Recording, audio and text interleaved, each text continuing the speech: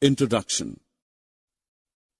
When an object changes its position with time, it is said to be in motion. Cars, buses, trains, aeroplanes, etc. are the objects that first come to our mind when we talk about motion. However, yet another object has motion. Try to recall a big grandfather clock. Do you remember seeing at the bottom of the clock a long stick with a ball attached? That is a pendulum. It moves back and forth in harmony with the tick-tocks of the second hand. In this lesson, we discuss the simple pendulum, or simply the pendulum.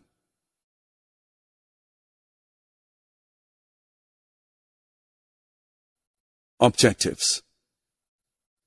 At the end of this lesson, you'll be able to describe a simple pendulum, define oscillatory motion and time period of a simple pendulum, differentiate between uniform and non-uniform motion, plot distance time graph. Have you ever observed a wall clock? A simple wall clock or a wristwatch has a circular dial with 3 needles. The circular dial is divided into 12 equal parts, with each division representing 5 minutes. Observe the dial more closely and you will find that it has 60 smaller divisions in it. A single small division represents 1 minute. The longest needle, which moves the fastest, is known as the second hand. It completes 1 revolution in 1 minute. The smallest needle, which is also the slowest, is called the hour hand. It completes 1 revolution in 12 hours. The needle smaller than the second hand and longer than the hour hand is the minute hand. It moves slower than the second hand, but faster than the hour hand. It completes 1 revolution in 1 hour. A simple pendulum consists of a small metallic ball suspended by a thread. The metallic ball is called the bob of the pendulum.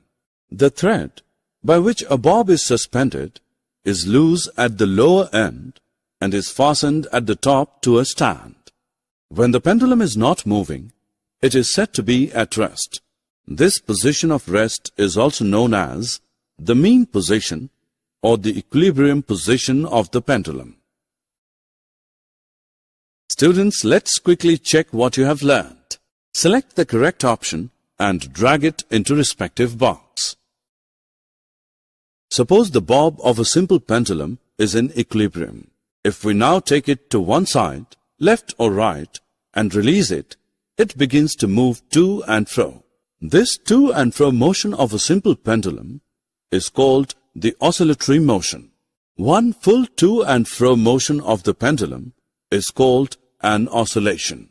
The pendulum completes 1 oscillation when its bob, starting from its equilibrium position O, moves to one extreme position A, from there to the other extreme position B, and then back to O.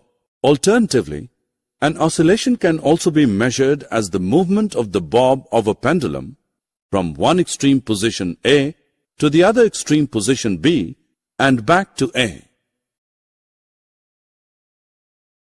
The time taken by the pendulum to complete 1 oscillation is called its time period.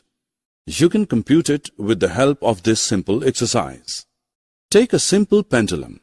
Let it come to rest. Identify the equilibrium position O on the ground below.